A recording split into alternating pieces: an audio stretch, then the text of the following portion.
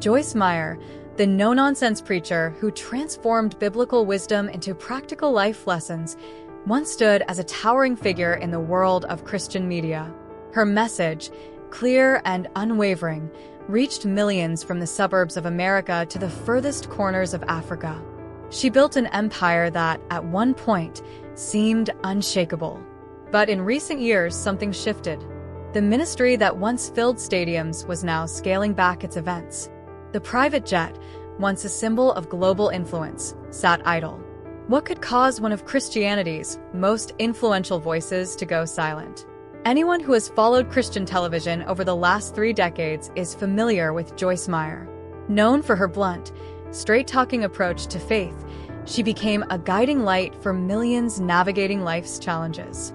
Meyer's influence began in her home base of St. Louis, but her reach grew exponentially, eventually making her a global phenomenon. With her signature short-cropped hair and Missouri twang, Joyce Meyer built a ministry that spanned over 100 countries, offering viewers daily inspiration through her program Enjoying Everyday Life and becoming a best-selling author with more than 20 million books sold. But in the past few years, cracks began to appear. The ministry that once boasted more than 300 speaking engagements a year started to show signs of strain. Observant followers began noticing that Joyce Meyer's television appearances were becoming fewer and further between, with more reruns of past teachings replacing new content. The once-packed event calendar began to show noticeable gaps, and conferences that once attracted 15,000 attendees were now scaling down. By early 2020, whispers of change began to circulate through the hallowed halls of Joyce Meyer Ministries' sprawling headquarters in St. Louis. Subtle shifts in day-to-day operations were becoming evident. The ministry's private jet, once a symbol of its global outreach, was grounded more often than not. International tours, which had once been scheduled years in advance, were now only tentatively marked as pending. Social media, while still active, shifted its focus from live events to pre-recorded content and inspirational quotes. There were visible signs of strain beyond the airwaves, too. Meyer's daily program Enjoying Everyday Life began featuring more archived teachings selected from her vast library of past recordings. While her message remained powerful, viewers couldn't help but notice the reduced frequency of fresh content. Reports from the ministry's quarterly updates revealed a strategic downsizing of operations, with some international offices consolidating or closing altogether. The leadership structure of the organization was also undergoing a shift. Longtime staff members found themselves stepping into expanded roles, particularly in public-facing positions. Meyer's son, Daniel, who had been gradually taking on more responsibilities within the organization, was now taking a more prominent role. Meanwhile, the ministry's board of directors went through significant restructuring to oversee what they termed a transition phase. Health also seemed to be a factor in these changes. Joyce Meyer had always been known for her seemingly boundless energy, maintaining a grueling schedule that would exhaust most people half her age. But recent appearances suggested signs of fatigue. Her trademark vigor, while still present, appeared somewhat dimmed. When Meyer did speak at events, her appearances were shorter, more focused, and required longer recovery periods in between. These changes did not go unnoticed by her loyal audience. Social media buzzed with concern, and comment sections were filled with followers asking about Meyer's reduced presence. While the ministry reassured them, the carefully crafted responses left many wondering about the future of one of Christian television's most beloved figures. What could have led to such a dramatic transformation in a ministry that had once seemed unstoppable? The answer lies in the complex history of Joyce Meyer Ministries and the immense pressures of managing what some have called a modern-day Christian empire. Have you ever wondered what it truly takes to maintain a global ministry, and at what personal cost?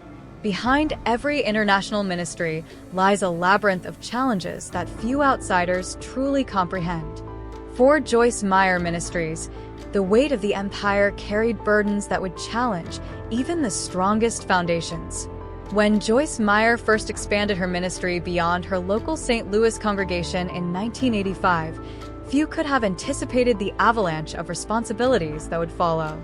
The rapid growth of her ministry brought with it a host of unprecedented challenges that would shape the organization in ways nobody could foresee. By 2007, Joyce Meyer Ministries' annual budget had ballooned to $90 million, drawing the attention of Senate investigators. A subsequent 4-year congressional inquiry into the ministry's finances became a defining moment for the organization. Though Meyer's ministry emerged largely unscathed, maintaining its membership in the Evangelical Council for Financial Accountability, the public scrutiny took its toll. Every financial decision was now subject to heightened public examination. Critics of the ministry questioned everything from Meyer's $43,000 conference table to the ministry's $10 million corporate jet, generating intense media coverage that lasted for months. Financial pressures were only the beginning.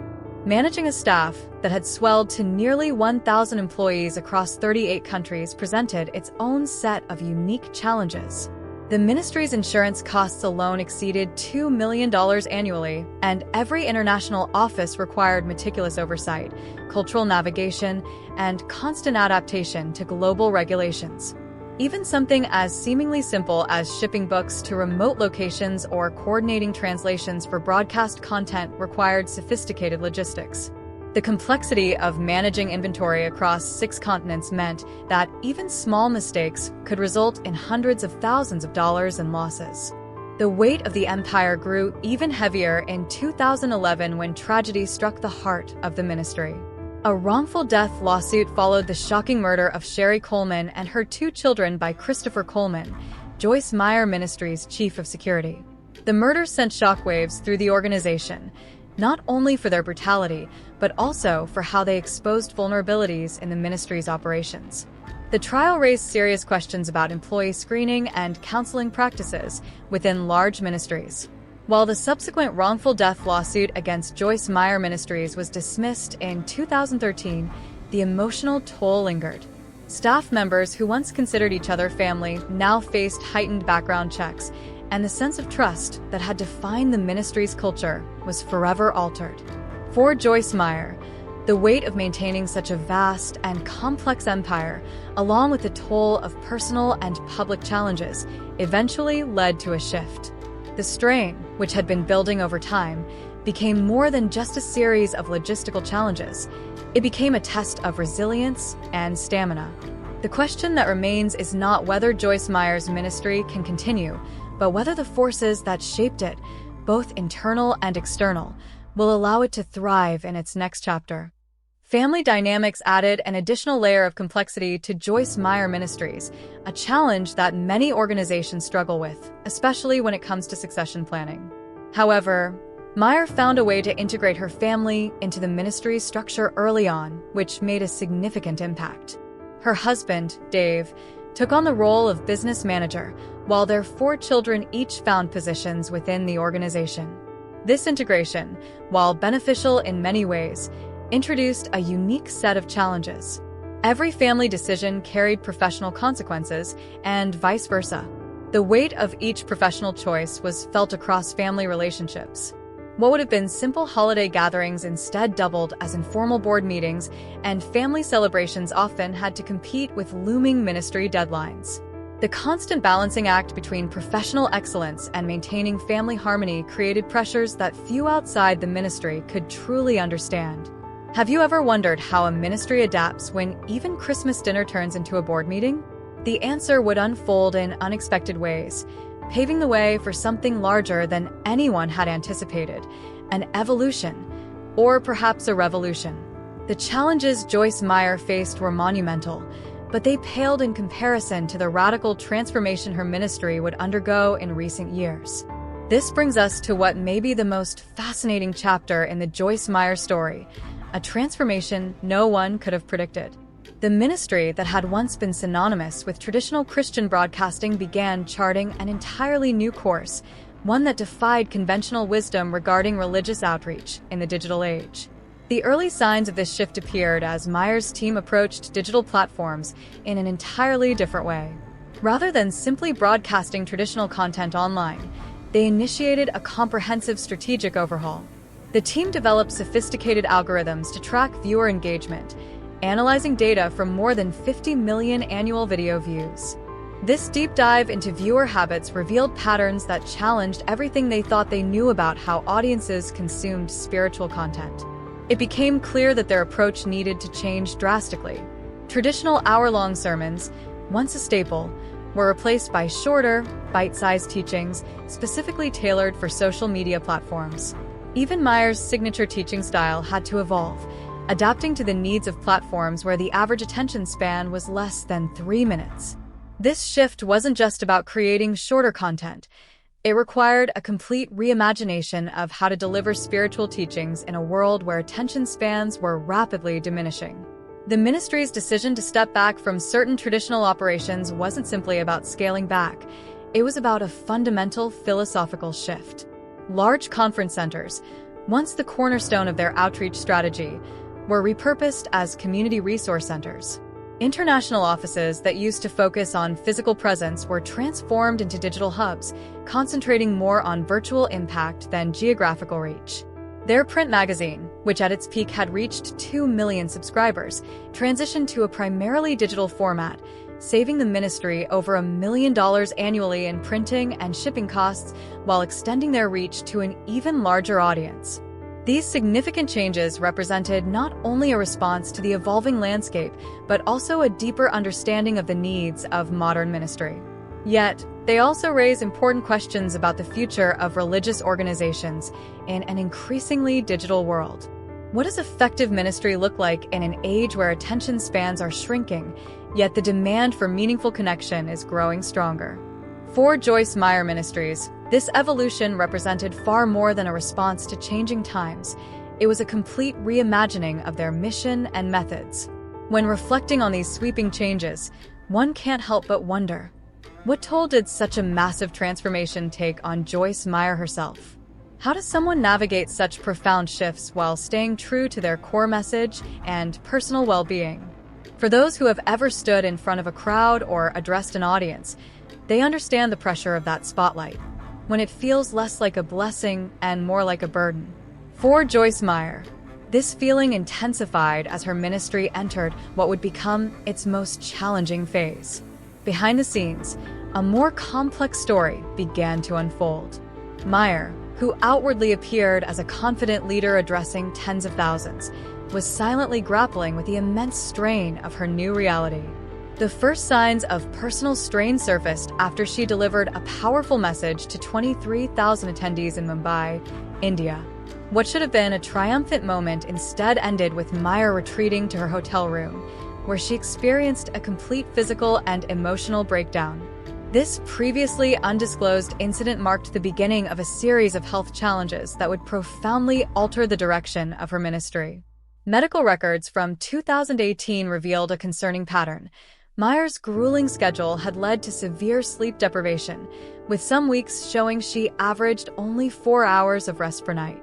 Her personal physician had issued several warnings about her skyrocketing cortisol levels due to chronic stress. Even more alarming were the episodes of temporary memory loss Meyer experienced during major speaking engagements. The emotional toll was just as overwhelming. In private journals, later shared with trusted staff members, Meyer wrote about her internal struggles with maintaining the public persona of an unshakable leader. The pressure to always have answers and embody unwavering faith began to clash with her very human need for vulnerability and rest. On top of this, Meyer had to balance the weight of being a global ministry leader with her personal life as a grandmother to 12 grandchildren. What once brought her pure joy now became a constant source of pressure. Family gatherings turned into impromptu strategy sessions, and even family photos had to be carefully considered for their public image implications.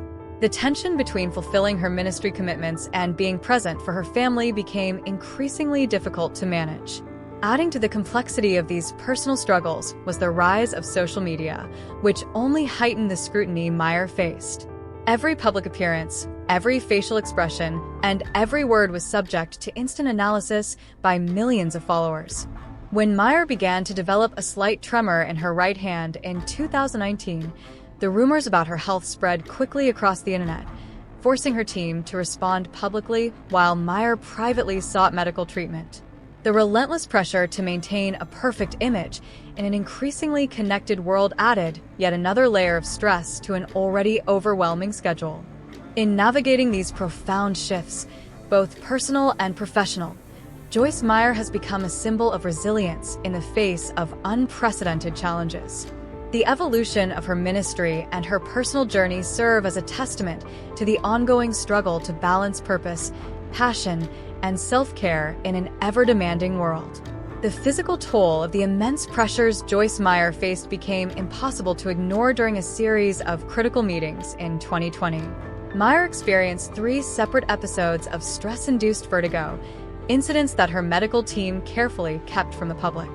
These episodes forced her to grip the podium tightly during her messages, a stark contrast to her previous, more energetic movement across the stage. As her typical dynamic stage presence shifted toward more stationary presentations, few in the audience understood the true reason behind the change. Perhaps the most difficult aspect of this period, though, was the internal spiritual wrestling that Meyer faced, battles that remained largely private. In confidential counseling sessions with her longtime spiritual advisor, Meyer grappled with questions that would shock many of her followers. How could she maintain authenticity while simultaneously meeting the expectations of millions?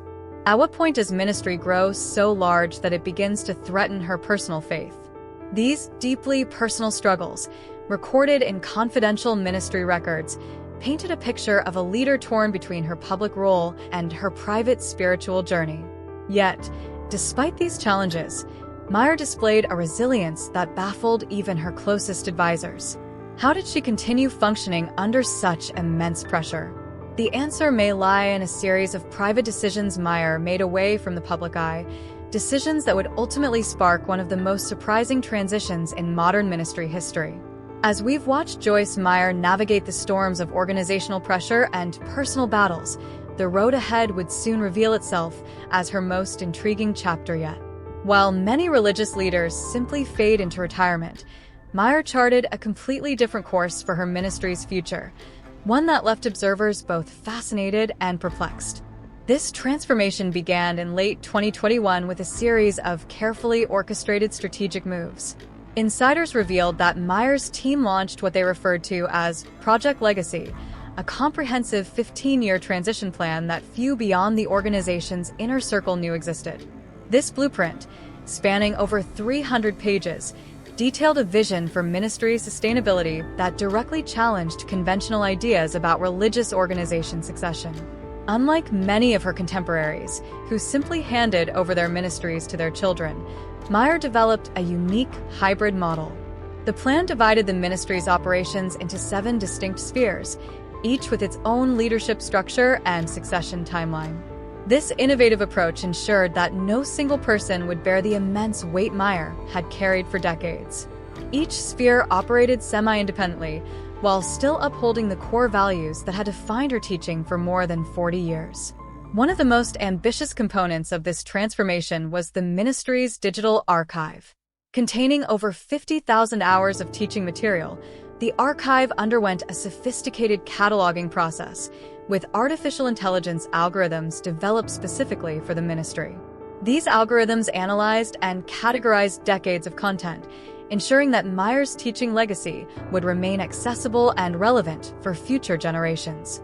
This digital preservation project, which cost upwards of $12 million, represented one of the most extensive efforts to ensure ministry continuity in modern times. The financial restructuring of the ministry played a crucial role in this transition. Meyer established what she called perpetual impact funds, endowment-style accounts designed to fund specific ministry initiatives for decades to come. Collectively valued at over $100 million, these funds were structured to support a range of causes that had long been close to her heart, from global missionary work to domestic abuse recovery programs. These strategic moves reflected Meyer's forward-thinking approach to ministry sustainability, ensuring that her vision would continue well beyond her leadership. Infrastructure changes mirrored this new direction. The ministry's 20-acre headquarters complex began its transformation into what staff referred to as the Future Faith Center. Traditional office spaces were repurposed into multimedia production facilities, research centers, and collaborative workspaces. The former conference center was reimagined as a community hub, offering services such as mental health support and job training programs. The ministry's use of technology also reached new heights. Predictive analytics tools were developed to anticipate community needs before they reached a crisis point. This allowed the ministry's humanitarian response teams to strategically position resources, often arriving in communities days before natural disasters or economic downturns created urgent needs. Perhaps most fascinating was Meyer's personal involvement in this phase of transition. Rather than simply stepping back from the public eye, she took on the role of mentor to a diverse group of 30 emerging leaders. Meyer spent hundreds of hours with them, sharing not only her successes, but also her failures and regrets. These intimate mentoring sessions, recorded for future leadership development, revealed a side of Meyer that the public had never seen: vulnerable, reflective, and brutally honest about the costs of global ministry. Alongside this leadership development, the ministry's approach to mental health support evolved significantly. Recognizing the toll that public ministry takes on leaders, they established the Shepherd's Rest program, a comprehensive support system for religious leaders facing burnout. Funded through a $25 million endowment, this initiative provided confidential counseling, retreat facilities, and professional development resources to ministers across denominational lines. Research into the mental health of ministry leaders became a key focus during this transition, with the ministry prioritizing strategies to help support those who bear the emotional burdens of leadership. Through this innovative approach, Joyce Meyer Ministries began to look beyond its past and into the future. The ministry, once known primarily for its traditional methods, had seemingly found a renewed sense of purpose, preparing the next generation of leaders to face their own unique challenges in an increasingly complex world. Today, we see the real story unfolding, not just about an empire changing, but about a leader recognizing when it's time to let go and evolve. So, what ultimately prompted Joyce Meyer to make these dramatic changes? Was it the personal health scares that forced her to confront her limits? Or was there something deeper, a realization that ministry, faith, and leadership needed to evolve to meet the challenges of a rapidly changing world? Whatever the driving force, it's clear that Joyce Meyer's legacy will continue to shape the future of ministry for years to come.